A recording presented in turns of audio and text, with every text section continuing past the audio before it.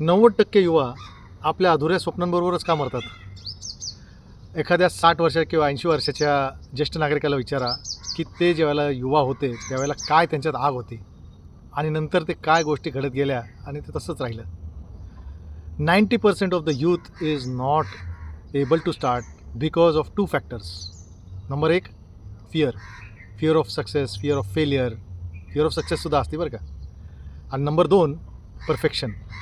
असं सुरुवात करतात की इतकं परफेक्शनच्या नादामध्ये ते एक्झिक्युशन करायचंच राहून जातं.